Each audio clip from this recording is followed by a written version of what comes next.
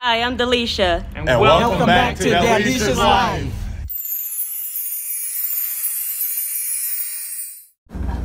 Hey guys, welcome back to Dalesha's Life. I thought we were going to say it together. No, I'm sorry, you took too long. I didn't have time to wait. Why did light get to be on your side? Remember last video, you cut me off, so I think I should have had the light on. That makes me look better. Wow, now we look equally as good. Anyway, so today we're going to do So today we're going to be discussing some books because Manny wants to tell you guys about some stories. We're going to be doing a book review and book suggestion recommendation, if you will, for you guys. We're going to do a fiction and we're going to do a non-fiction for whatever you may enjoy in case you're bored. Or what you may want to check out because maybe you're a non-fiction reader and you want to try a fiction book but don't know what to check out. Correct. Before we get started, I wanted two things. Number one, remember to like, comment, share, and subscribe, and turn on the post notification bell after you subscribe. And I just want to let everybody know that I've been making some progress with my business. On Monday, I have a meeting with a large, good-sized organization dealing with and for podcasters. I don't want to give any more details right now, but so things may be moving forward. Let's get to the book. Let's start with fiction. Okay, so should we tell them about Harlan Coben or... We've told them about that before. Why don't we talk about... We talking about the Myron books? I think so. Oh. Well, we read other books by him too, but... we can talk about the Baldacci one, Baldacci... Oh yeah, that's who it is. That's the one you want to do? Yeah. Not the other one? So we were just reading? By Ashley and Jaquavis? If you want. It's up to you. We can do... We have a lot of books, guys. That we're trying to think what's the best one to share with you guys. Okay, well, we could do the Ashley and Jaquavis one. That's urban fiction. So if you're into that, check it out. If you're not and you know, never... Urban fiction means, for those who don't know, because it Can I not get a word in today? Go ahead. I thought you were done. No. I was going to say if you want to check it out, you never read those type of books before because they never tickled your fancy. Hopefully, we can sell you on it. So, to understand exactly what they are, because I don't think the title really explains it very well, urban fiction means... City. Youth. Well... City. Fine. It means urban in the sense that it's city, but it also means more black, and usually more... I think they like African-American. Oh, more African-American, excuse me. and more, rough around the edges with the talk, everything, the things that happen in the book. So keep that in mind too. It may be something that tickles your fancy, but keep talking. No, Put your face. I don't know how to describe it very well, but I'm looking at me. Okay. Anyway, so I never read those types of things before. Not really my type of book, but if we read a book, I usually get hooked into it pretty quickly, and I need to hear the end. This started because when lockdown first started last year, I was reading one of Ashley and Jaquavis' books called The Cartel. It's a series. This video is gonna be long. Go, keep going. The Cartel, and it is a series. I was already like on book 3 or 4, and he wanted to jump in because he heard me listening to it out loud on the couch. And it's about this family who pretty much runs Miami's drug syndicate. Yeah, and there's another family who's like this Haitian family, and they're kind of at odds with each other, but not at the beginning of the book. So, but I would also let's also add a little bit more to that. It's also romance. Yes, more written for women. So there are a lot of...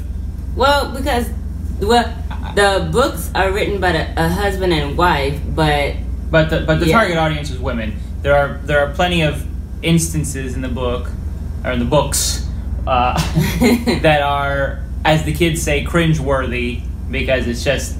I don't want to spoil it. It's too detailed with the the sex scenes. But it's written in a way that you can tell. But again, it's not; those aren't the entire books. Those are only a portion of the larger thing. Yeah, so he's a newbie to this. I've read books that I read their books before. So the main character is the main character in the cartel is are the children, because you'll see why. But they run the empire after their father leaves, and it's given their points of view from the junior, the two twin brothers, and the daughter.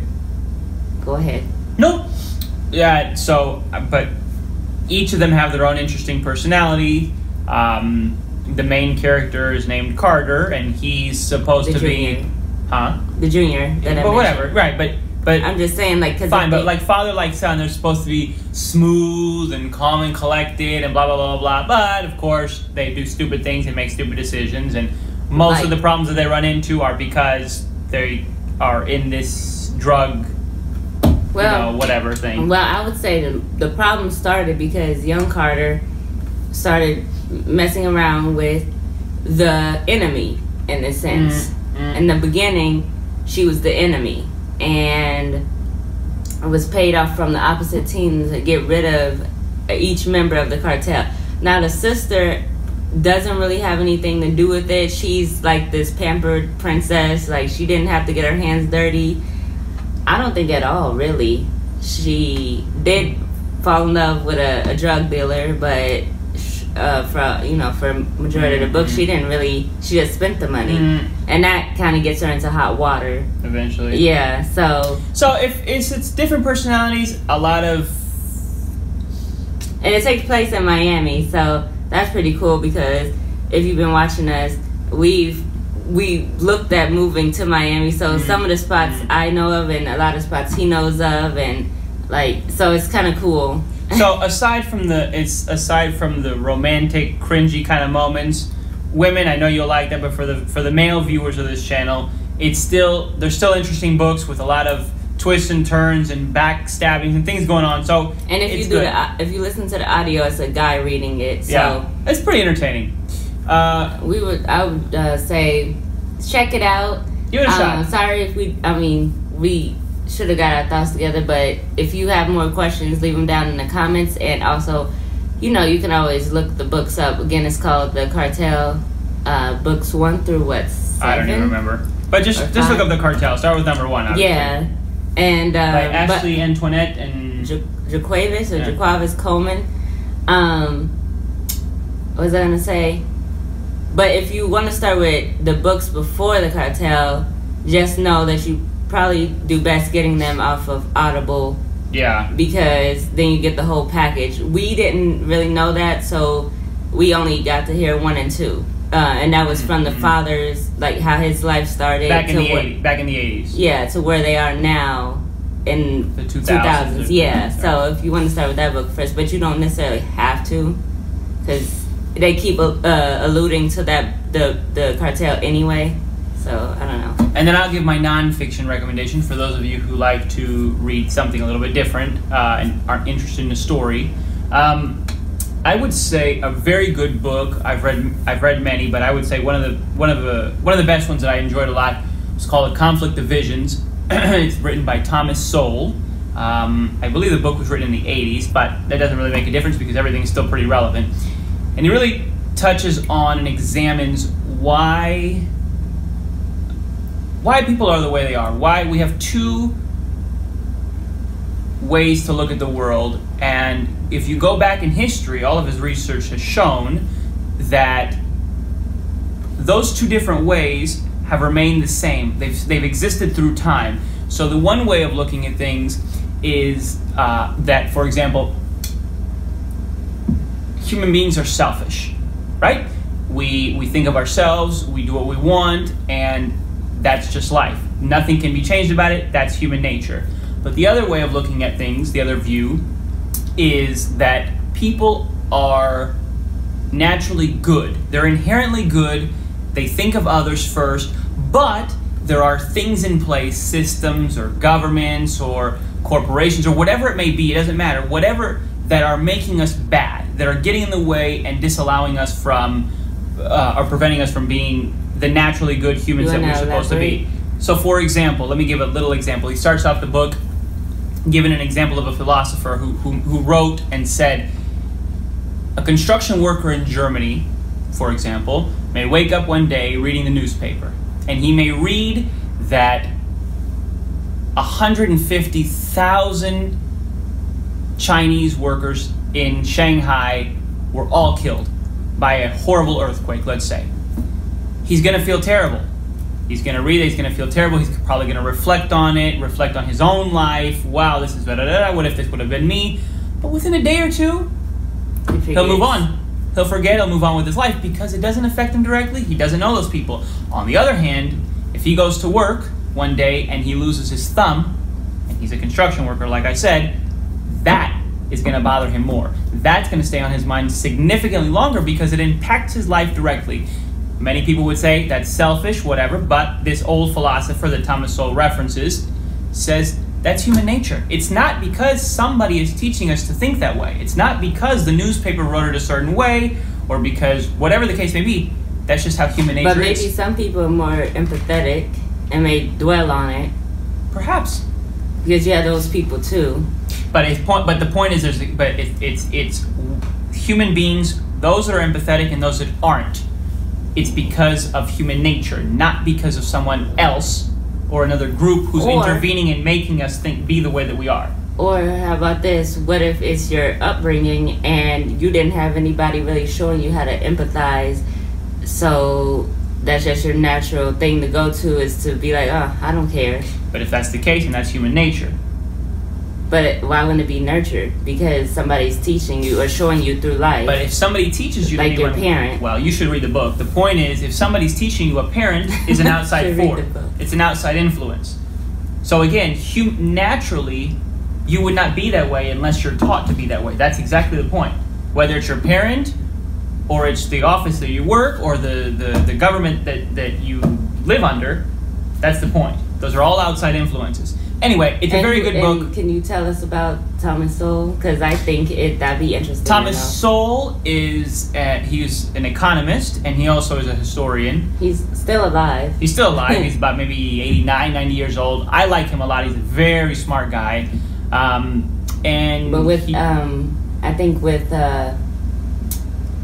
Black History Month starting next month. Yeah, he happens to be a black guy. He's a professor. Well, he's not anymore. Now he's a fellow at the I don't remember, but at a university. So he does research and he still works. You think? I don't know if he still works or he retired. To be honest, I don't really We always when you talk about he's mentioned him before. I said that would be really cool to meet him if he's still with it and to talk to him and hear. I don't know, I think that. The last time I saw him on an interview on television was a couple of years ago, and his brain was still 100% sharp. Yeah. But obviously, this is a person who made his living using his brain and continued to do research until he was well into his 80s. Right. So that's why his brain's still so sharp. When he brings it up, I'm like, that would be really cool to run into the sky or set up a meeting. Obviously, we have to go to what, New York? Or no, he lives in California. You did say California. That's an expensive place to live. So anyway, two good books. Non-fiction, fiction. You shouldn't be bored, guys. Both things should keep you entertained. Especially with a lot of people who are still scared or a little nervous to go outside at the moment, Don't put yourself, and it's still cold. It's still cold. So don't put yourself in a predicament that you don't have to be in. It's a little risky or a little dangerous. Read a book, entertain yourself, or listen to a book. We like audiobooks especially. Growing up, I read books in Braille. Oh, no.